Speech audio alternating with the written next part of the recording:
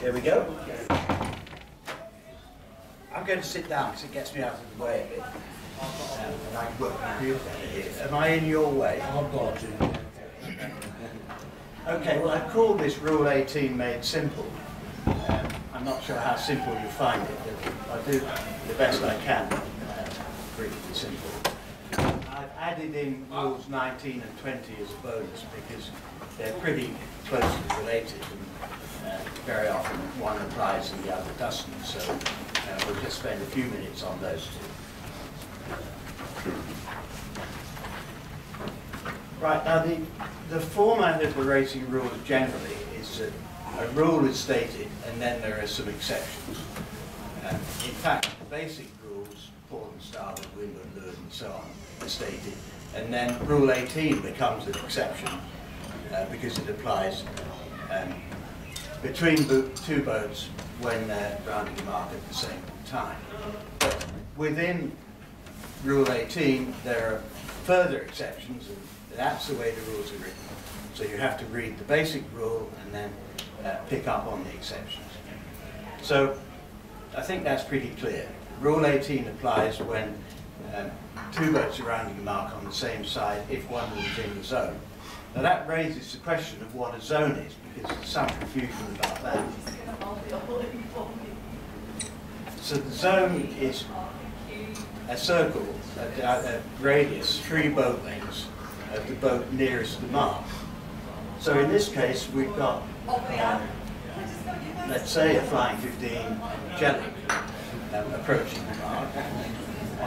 And the zone starts when the yellow flying 15 gets, because he's closer to the zone, when he gets to his 3 boat lengths. So even though jelly is already well within 3 boat lengths, the zone doesn't apply yet. So Rule 18 doesn't apply until the boat closest to the mark gets to within 3 of his boat lengths. What happens if they both get there together? Well, if they both get there together,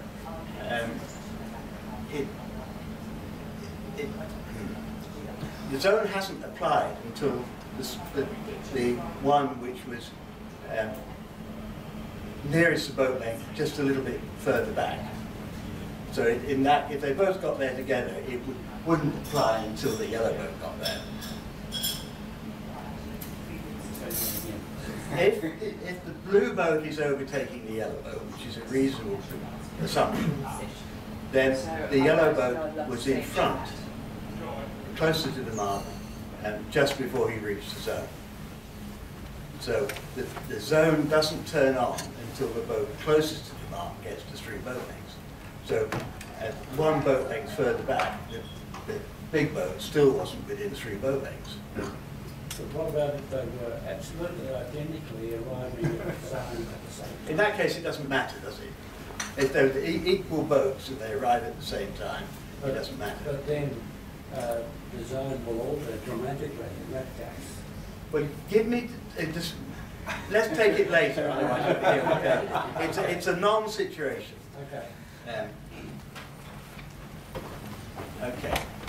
So we go back to the unless. So when it doesn't apply, well, the first thing is, and it's also applied to Rules 18 and 20. Rule 18 doesn't apply when boats are approaching the starting line to start, and therefore starting marks. Now, approaching to start means you're on your final approach to the start, so you're probably 10 or 20 seconds and you're just coming into the start to start. Now, at that point, Rule 18 doesn't apply between two boats and the starting marks, or the anchor line and starting marks. So you cannot call for room at the starting mark. It doesn't apply between boats on opposite tacks on the beat. It doesn't apply when one boat is approaching the mark and the other one is leaving it. So if somebody's gone round the mark and is borne away to go downwind, it doesn't apply between that boat and the boat which is still leading up to the mark. and it doesn't apply if the mark is a continuing obstruction. Well, I'm going to have to define continuing obstruction, I think. Is everybody happy with what an obstruction is? It's pretty reason. An obstruction is an object which, when a boat is one boat length from it, it has to make a significant change of course to avoid it. It's just defined as loosely as that in the rules. It's a significant change of course. But if you'd have to change by 15 degrees, that would be significant when you're one boat length. A continuing obstruction is something which runs on for a long time, so it's something that a boat would take a minute to clear. So the North Point wall down here is a continuing obstruction.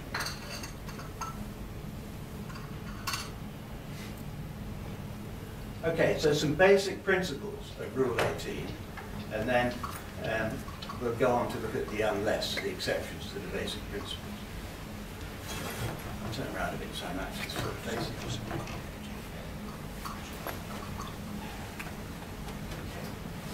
Okay, the basic principle is that the inside boat is entitled to room. There are some unless conditions which we'll deal with in a minute about what happens at the zone. But the basic principle is that the inside boat is entitled to room.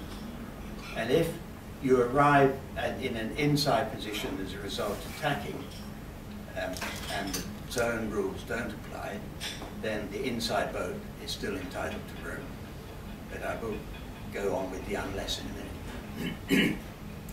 Now, in this version of the rules, it says that the other rules still apply. But if you break another rule whilst you're being given rights under Rule 18, you will be exonerated. So port and starboard still apply, and if the protest committee was being pedantic and you were an inside port boat entitled to room, you might break Rule 10, port and starboard, but be exonerated. But most protest committees don't go that far in describing the incident. If you're forced to touch the mark because the boat doesn't give you mark room, then you're also exonerated. Now please stop me as I go along, because in knowledge everybody wants to go sailing, I'm going through this pretty quickly. Okay. So what is mark room? So these are the what it says in the rules. So you can sail directly to the mark, but you can't sail a tactical course to the mark that you might sail in the absence of another boat. So when you establish an inside overlap at the zone and are entitled to mark room, you must go straight to it. I've got a diagram which shows that in a minute. You're allowed, when you get to the mark, you're allowed to sail a proper course to go around it.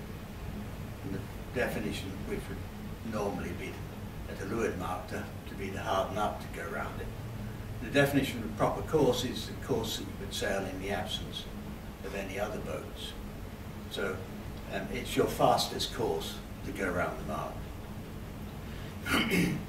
And it's also room for an inside windward boat to tack to go around the mark. So if you're close together and the inside boat has to tack and you're outside, you must give him room for his transom to swing. You mustn't be so close that he can't tack or his transom will hit you. Can I ask you a question about the proper course? Because, for example, in a situation where you've got a leeward mark, two boats going around, and the inside boat, you can't get spinnaker down in time, and therefore fails to harden up properly on rounding the mark. Does that mean that the outside boat could end up forcing a collision, for example, and not being in the wrong? Well, you can never force a collision because you break Rule 14 if you do. If the outside boat could protest if he thought the inside boat was taking more room than he should be taking. There's a diagram in the next slide, I think. So the yellow boat is clearly not sailing directly to the mark. yellow boat is borne away to do a tactical rounding at the mark, which is, might be what you would do in the absence of the blue boat. But because the blue boat's there, the yellow boat has to sail straight to the mark, like the course of the red boat in the other diagram. So you can't, so I thought you could sail your proper course if you were inside boat. The proper course You can being- sail your proper course at the mark, which is the final bit when you harden up to go around the mark. But between entering the zone and the mark, you have to sail close to it. Now, of course, what this is doing is, in this case, it's giving some rights to the yellow boat, which they would otherwise not be entitled to if Rule 18 wasn't there, because the yellow boat is a windward boat, and the blue boat, or the black boat, under rules without 18, would be entitled to sail straight to the mark and claim that the windward boat hasn't kept clear. So 18 is giving the windward boat some additional rights. And if it was the other way round, unfortunately I haven't done a diagram the other way round, but if the inside boat was a leeward boat, the inside boat would be entitled to sail a tactical course around the mark. So if the inside boat is a windward boat, he's getting the benefit of Rule 18, but the downside of the benefit is that he can only sail straight to the mark. I probably confused everybody there, so ask questions if you've got them. Do you get very many protests in a situation like the left-hand one? Yeah. Where somebody, the blue boat, you say, hey, you went too far. Do you get many protests at that time? Not many, but we do get protests like that. Yeah. Of course, it tends to be a bit difficult to prove. But if you've got witnesses, then or a very good story, then you might win your protest. There are circumstances where that actually might be better for the blue boat than the situation on the right, because at least he can go around the mark behind the yellow boat and maybe tackle. Well, the blue boat could always, the yellow boat has still got to sail straight for the mark. The blue boat could always bear away and sail a wider course if he wanted to. But the blue boat is only entitled relief from Rule 11 by sailing straight to the mark. Sorry, there's a question back. Are you saying if the yellow boat was the leeward boat, when he reached the mark, he could, instead of bearing off from the course, he could luff the blue boat past the No, I was saying, when we're finished, if we've got time, I'll do another diagram to explain what I mean. Okay? Moving on. But all these rules depend on the position of the boats when the first boat enters the zone. And it depends on the situation regarding overlaps. So, just for a moment, because again there's confusion about what an overlap is, I'll digress and just talk about overlaps. Well, an overlap to windward is pretty clear, I think, and I don't think anybody gets that wrong. So the blue boat has either just established an overlap on the yellow boat because its bow is just ahead of the line through the transom of the yellow boat, or the yellow boat is just about to break an overlap if he's going faster, and he'll break it when the blue boat is no longer, the bow of the blue boat is no longer ahead of that line. Has anybody got any problems with that? Okay, now the one that we do get problems with is the off-wind one.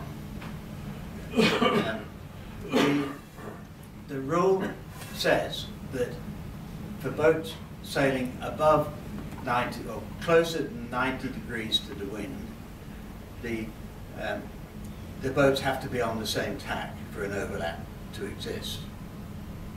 But for boats sailing below 90 degrees to the wind, the overlap can exist with boats on different tacks.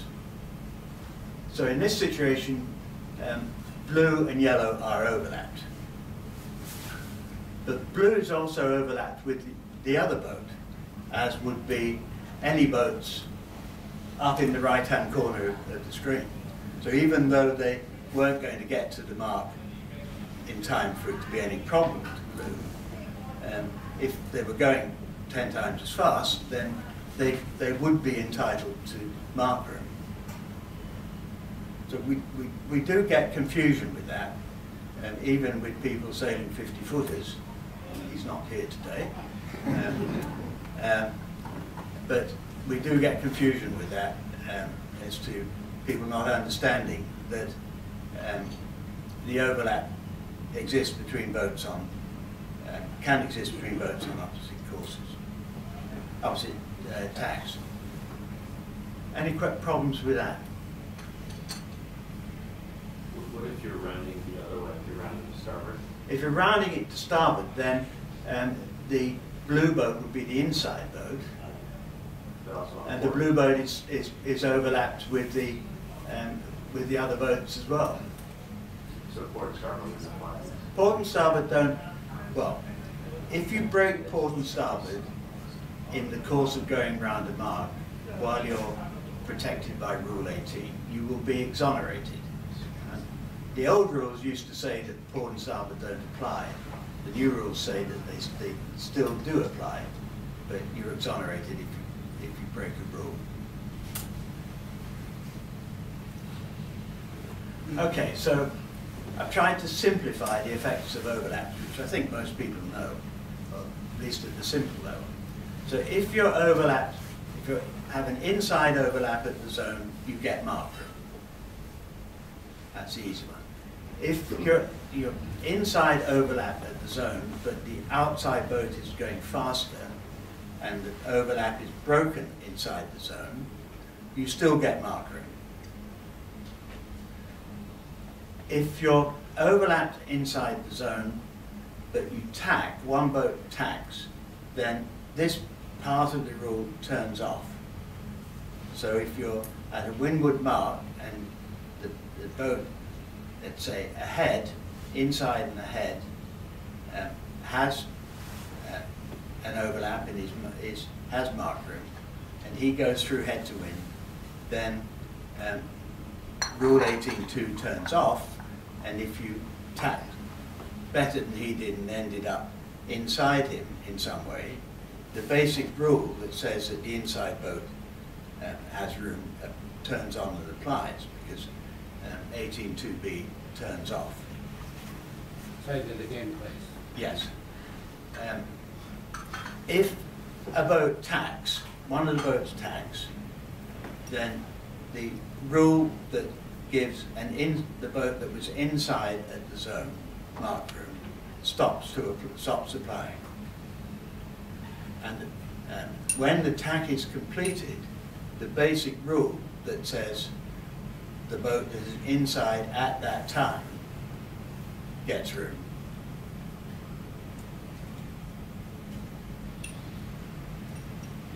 Okay, and the other half of that is that if you're not overlapped inside of the zone, you don't get mark room.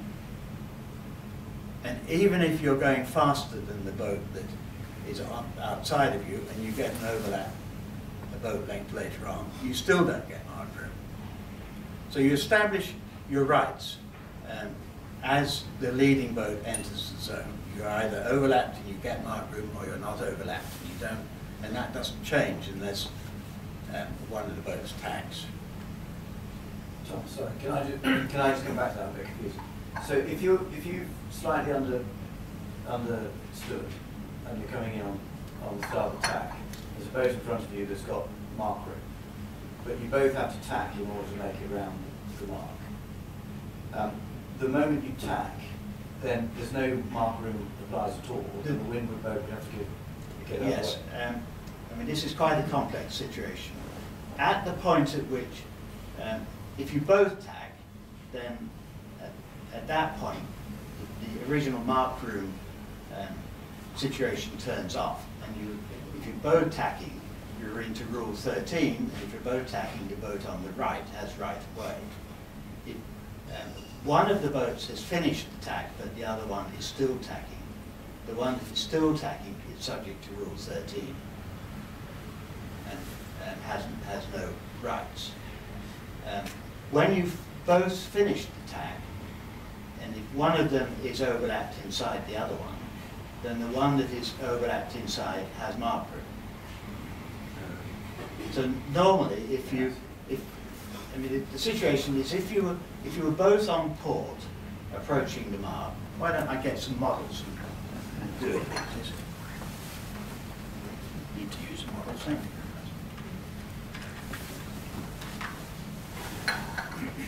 very much. If you can see the models, we'll use the models. Otherwise, I'll draw it down.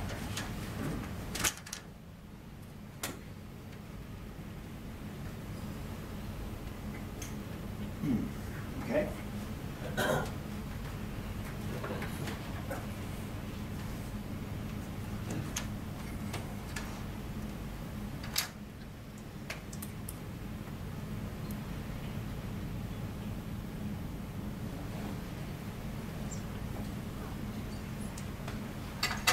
Okay, so if you're approaching the mark,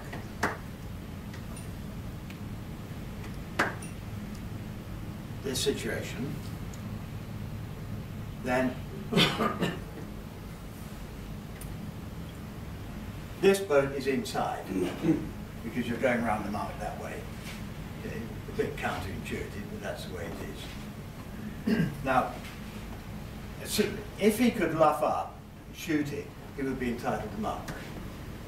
Okay, but let's assume he can't do that. So they go on and they tack. So while they're in this transitional phase of tacking, they're subject to rule 13. When they finish the tack, and they're coming up here, this one is inside again, and he's entitled to mark room under 18.2a, the basic rule. When they get up to the top here, they're going to tack again. And again, during this period, they're subject to rule 13 because they're tacking.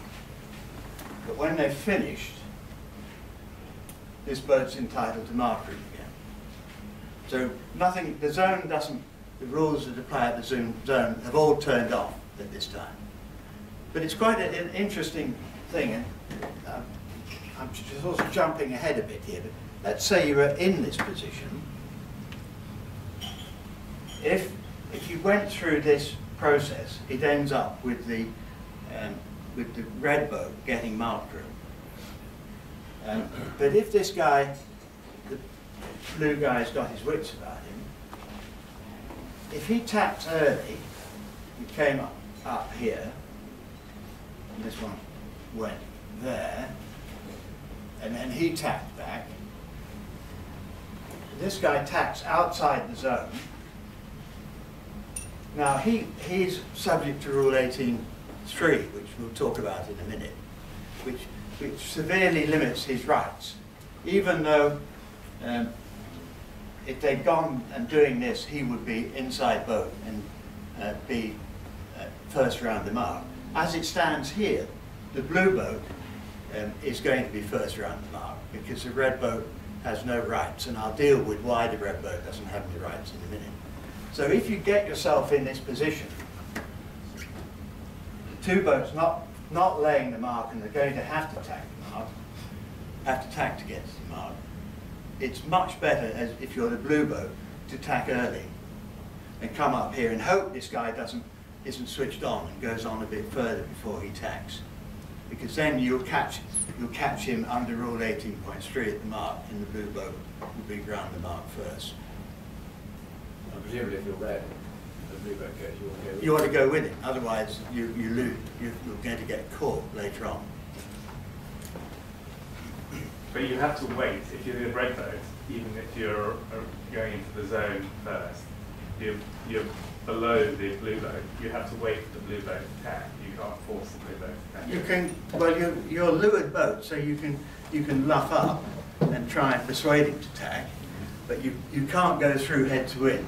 Even though that's going directly towards the mark. Yes. Okay. Sorry, in that situation, what if we went a little bit further and the blue boat tacked but was inside the zone when it tacked? Does that change? I don't think it would. I don't think the situation would occur because I don't think. So if they both went into the zone and then. If the geometry works, then it wouldn't change. But I don't think the geometry works. I think the blue boat has to tack outside the zone to be to get right to the mark. I will deal with it with the mark in a moment. Right. So other rules. If you two boats arrive at the zone together, but there's doubt as to whether there was an overlap or there wasn't, then when it goes to the protest room, the protest committee will try and determine what the last position of certainty was. So if you're saying as the outside boat, I was going faster and broke the overlap before we got to the zone, and the inside boat said absolute rubbish and we were well overlapped, then the protest committee would go further back and say, well, who was there an overlap? 2 boat lengths, 3 boat lengths, 4 boat lengths from the zone. So it's the position of last certainty that counts. And then the other one here is if you get an overlap, but the outside boat can't give you room, let's say there is either a stack of boats outside him, so he can't bear away to give you room, or maybe it's a mark close against a wall or something, so he basically can't bear away to give you room, then he's not required to give it. So you just don't get it, and you as the inside boat would have to go round and miss the mark and have another go at it. Can you protest the boat sort of 2 or 3 outside that isn't giving up for everything? Well, you could try, but you'd have to prove that you'd established the overlap in time for him to be able to give room. The current rules have moved the onus very much on the boat acquiring right of way to give the boats that have to give it in, giving them time to actually give him room for his right of way. So practically what that means is when you've got a mass of boats at the mark, if you're the inside boat and there's not enough room, you're the one who's got the problem. You're the one who's got the problem. You can't force your way through. You can't force your way in, no.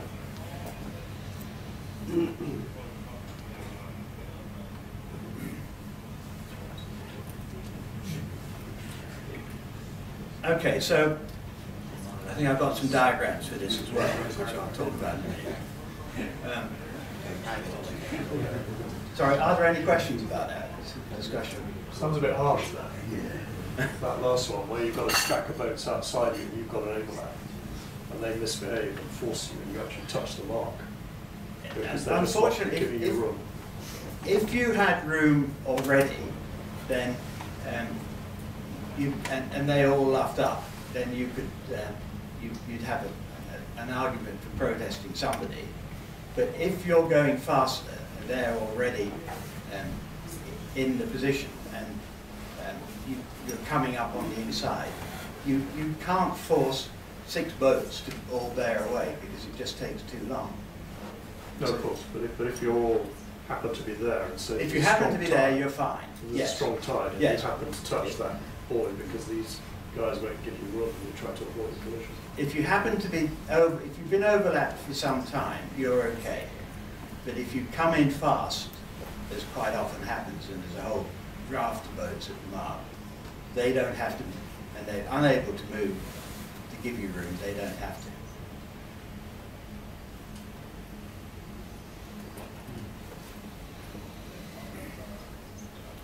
Okay, so Common situation.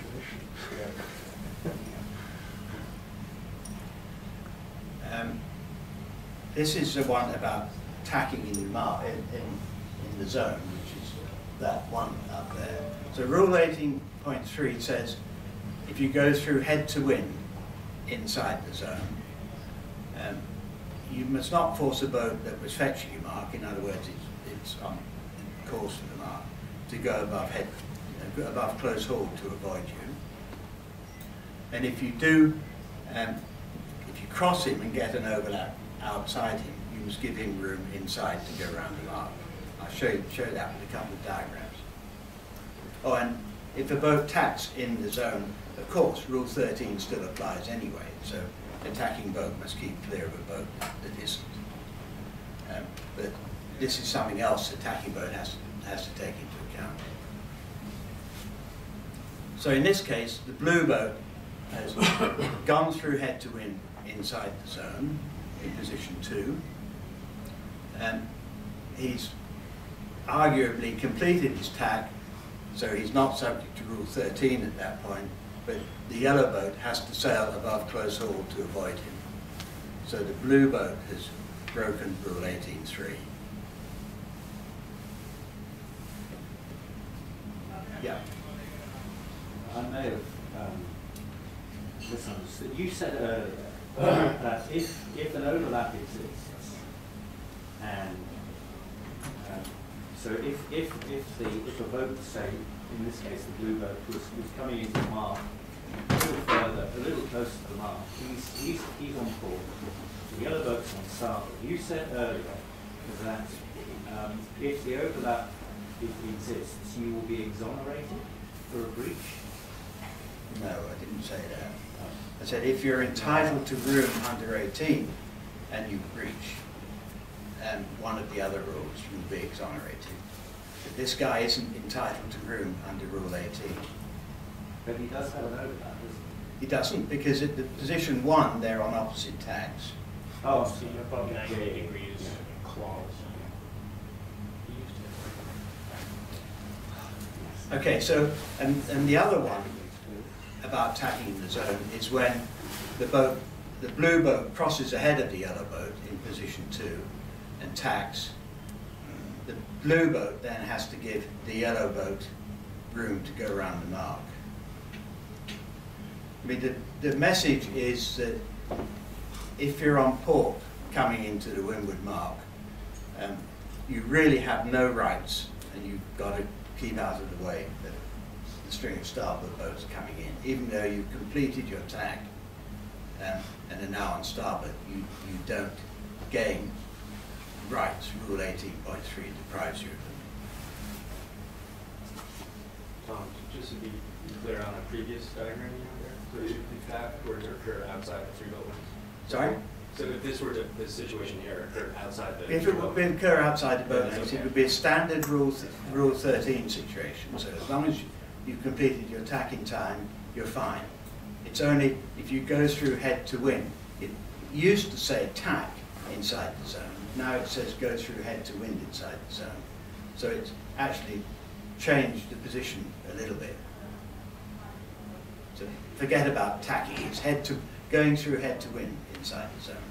But this only applies to attacking boats. So if blue just had to luff up in order to get round the mark, he was always on the same tack as Fine, yes. He hasn't tacked. It's only because he tacked from port to starboard that it applies. Can I just check on this? Because 18.3 it's above close haul. No, it's going through head to wind. Yeah, you go through head to wind, but then you can't force, blue can't force yellow Above close haul, yes, sorry, you're right. Right, so because you're saying here head to wind, that's wrong. Well, yes, so blue boat goes through head to wind in position 2, or thereabouts. Yes. So once it's gone through head Once to it's wind, gone through head to wind, you cannot then force the yellow boat to sail above close haul. That's a typo. Well, in fact, the first bit, until just after position 3, he's attacking boat anyway. Yeah. So he's subject to Rule 13. The boat's not right anyway. But once he's finished in position 4, he's completed his tack, and so he's not subject to Rule 13. But he's forced yellow in position 4 to sail above close haul to avoid. So it's above close haul, not above HTW.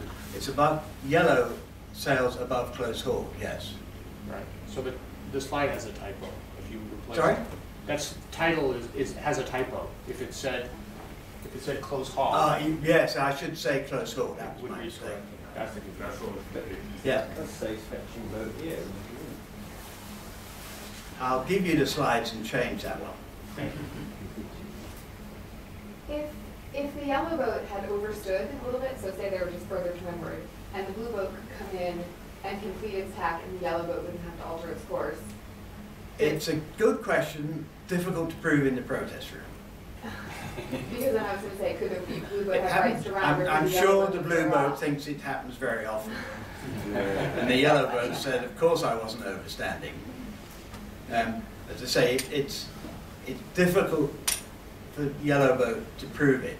If he's got some outside witnesses, he might stand a chance, but just the two boats talking about it, it's really, really tough. So in that case, the onus will be on the blue boat. In that case, Yes.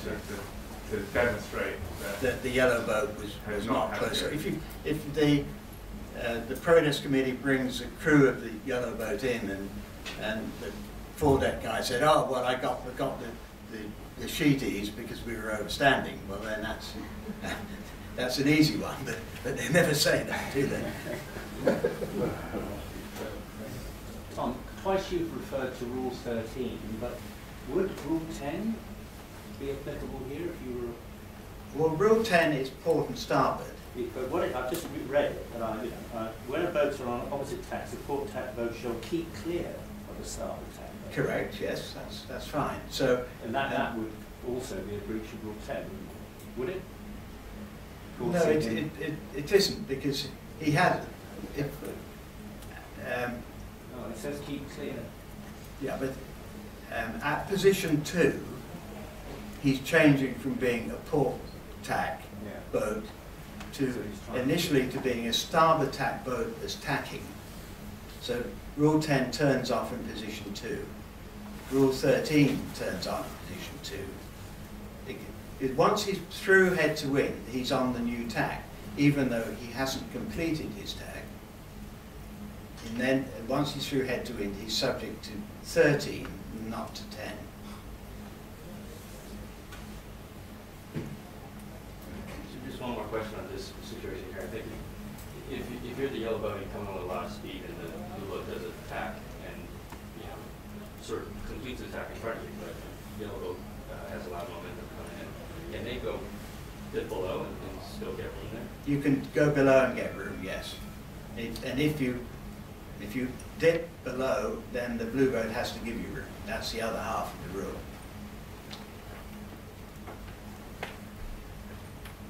Can you see now? Right. So it's the situation with leeward mark.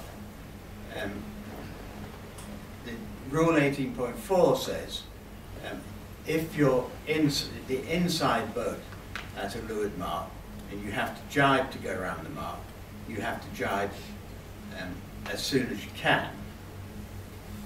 The last sentence there says it doesn't apply at gates, but let's just look at this.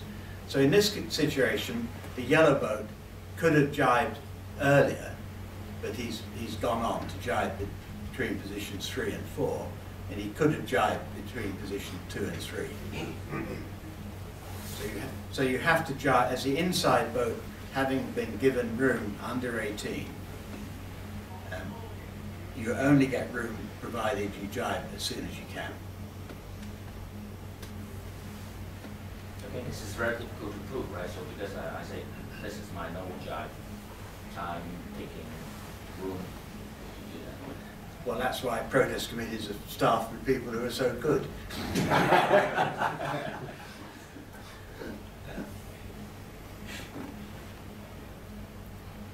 Who's the burden on in that situation, down blue or yellow?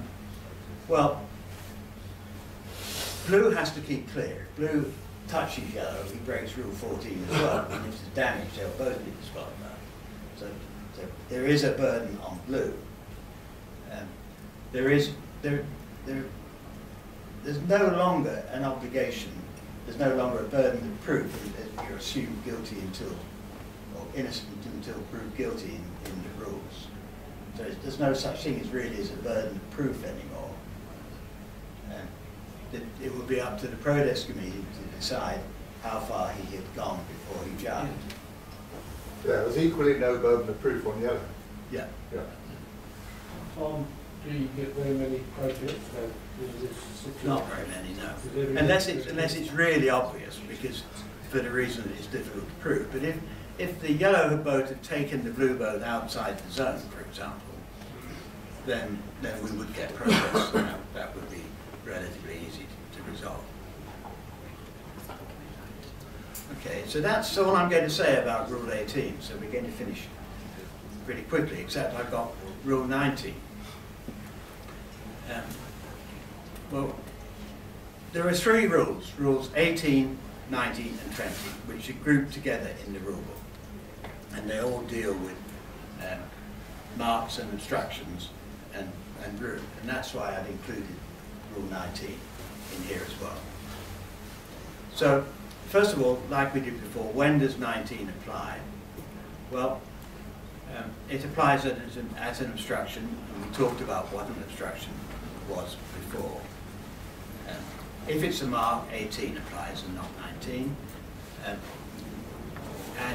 if it's a continuing obstruction, this rule applies and 18 doesn't. And I'll give an example of that in a minute. With Rule 19, there is no concept of a zone, so you don't have to worry about 3 boat lengths or anything with a Rule 19 situation. Now, when 2 boats are approaching an obstruction, the right-of-way boat decides which way they're going to go around it. So if the right-of-way boat decides to go below the obstruction and the other boat is overlapped, then the right-of-way boat goes below, but he must give the other boat room to go in as well. And I'll show an example of that in a minute. And if it's a continuing obstruction, like down the North Point wall, a boat that's clear astern must not go in the gap unless there was room for him to go in the gap at the beginning. So don't worry about that. I'll have some diagrams. Okay, well, I couldn't find in my diagramming, I couldn't find a nice obstruction, so I've used a large boat for the obstruction. But here's a situation where the blue boat, which is right away, has decided he's going to go below the big boat, and if he does that, then he must allow the yellow boat to go below the big boat as well.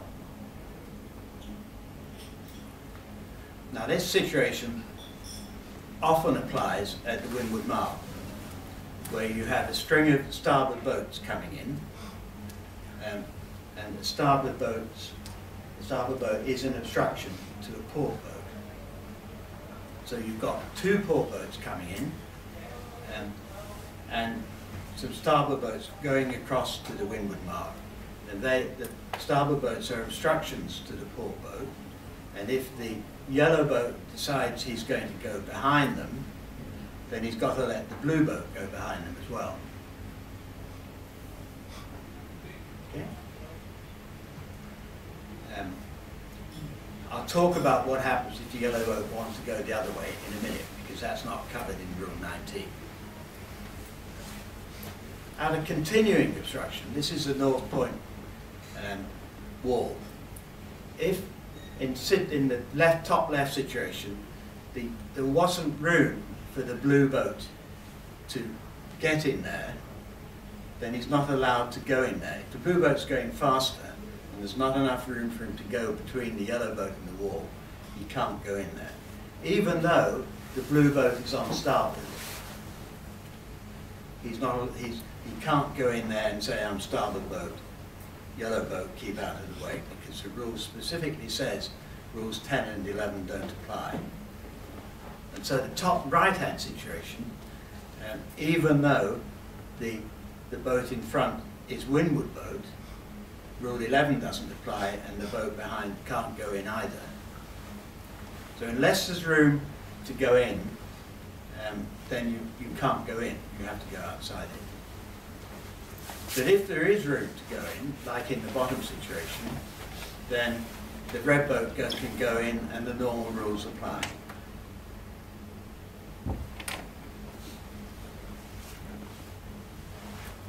Sorry, I'm probably in the way there. If you were in either of the first two situations, Yeah. how would you prove to the rest of the protest committee that what you said is true?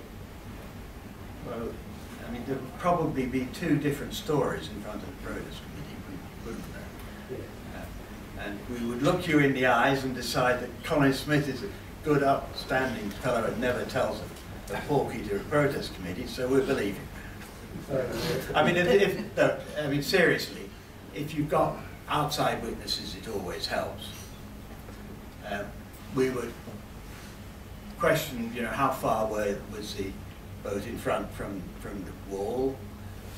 In the top right situation, how close was your boom to the wall? That was boom end to the wall. That would give you a pretty good idea of how much room there was. In the bottom one, we try and work out how close the boom end of the blue boat was from the wall and how close the two boats were together. I mean, we just go through and ask all the obvious questions and then arrive at the balance of probability as to whether there was room or not. Would you have a bias one way or the other? No. Well, it's the default position. If the protest committee just cannot make up their minds, the protestor has not proved his case. Well, I know you try to avoid it's that. very unsatisfactory, but there is a default, which is the protest committee says that it's not satisfied that the rule was broken and dismissed the protest. But we really don't like doing that because it sort of admits that the system has got an error in it.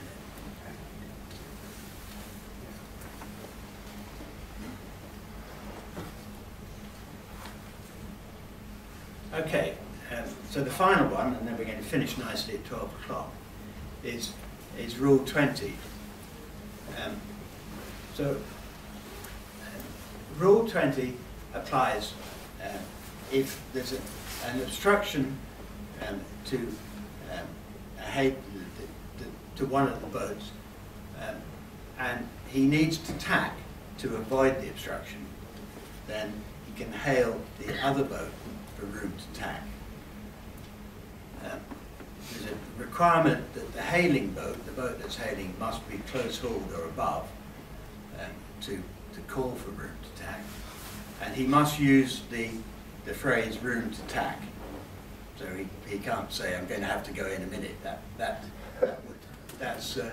would not comply with the rules. So he must hail room to tack, and the boat that is hailed must either tack immediately to give the other guy room to tack, or if he thinks that there is room for the other boat to tack anyway, to call you tack and give the other boat. And then the responsibility for avoiding the collision lies with the boat that has been hailed, not the one that is hailed. And the hail must give the other boat time to respond. So if he calls room to tack and tacks immediately, then the boat that hailed has not given him time to respond. So looking at the situation, so this is the same situation at the windward mark. So in this case, the yellow boat decides that he wants to tack. Not quite sure what he's going to do next because he's going to have to tack at some time. But anyway, let's assume that he decided that he thought he could lay it, and he calls room to tack. The blue boat has either to tack immediately, and he doesn't have to hail, or to call you tack and then the blue boat has to keep out of the way of the yellow boat. So maybe the blue boat felt he could somehow duck the yellow boat if the yellow boat tacked. So his situation, it wasn't at the windward, but it was at the start line where two port boats come up against the wall of starboard tackers. It's the same situation that the yellow boat can call the blue boat above him for him to tack, and the blue boat must go. That's correct, yes. It happens anywhere on the race course. I'm assuming they're not approaching the line to start, otherwise section C doesn't, rules 18, 19 and 20 don't apply. But if it's in some point before the final approach to start, then it applies. And it wouldn't be the final approach to start if they've got to tack to go there.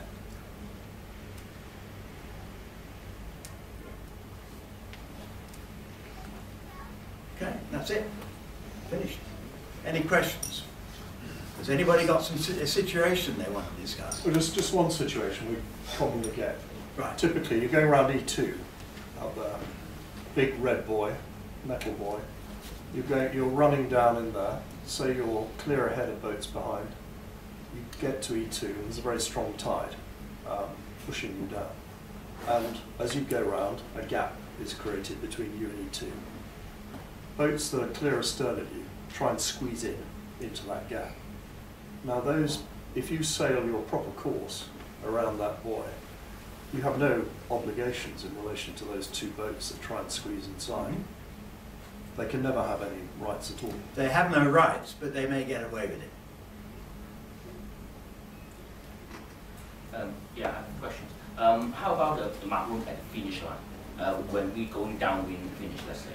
So, do we need to give a proper course or just a room for him to finish? Well, Rule 18 applies at the finish line, at the marks for the finish line. So, if somebody is inside you at one of the finish marks, then you've got to give him room.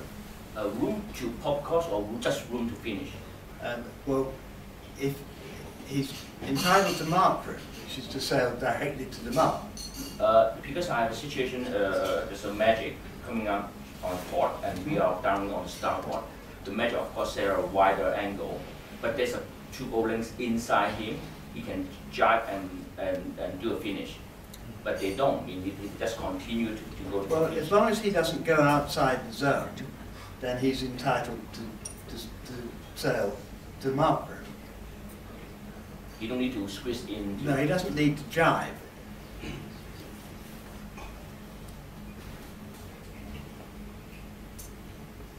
I have one more question. Yeah. Yes. So if it's marks to starboard in this case, and the boats are like this, right? Okay, so he's in. If when he tags him, because he's going to pivot somewhat around his keel, is he in the wrong? No, he mark room includes. He should have done that. Yeah, mark room includes giving room for the blue boat to tack. Okay. Which is his chance to pivot. That's what I understood. Okay, great. Perfect. Thank you. Tom, on the exit from the mark, because you've gone round the mark and you've hard done, you're now going close to if you've given room, you're going to come out of the leeward boat. If you're the outside boat, you go around, you're going to come out of the leeward boat. Yeah. When can you start forcing the guy sort of up? In other words, when does his mark room turn off? Once both of you have cleared the mark, you can, and the mark is not affecting your course if you tack in either direction, then Rule 18 is turned off. So it doesn't stay on then until the free boat length? No, it's when you've cleared the mark, it's off.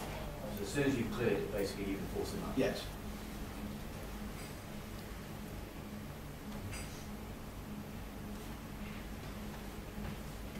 No situations? I was promised lots of situations from the entrance. Okay, the one I think that Jamie was Just one talking about was when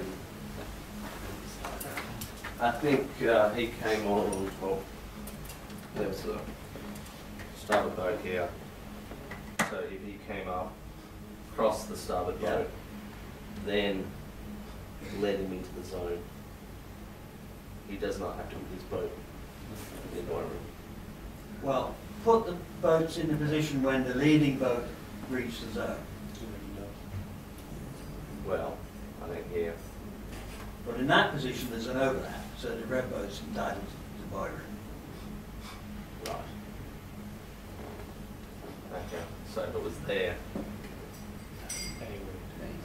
Alright, so it's whether there's an overlap. It's or not. whether there's an overlap or not that Yeah. determines whether he gets through.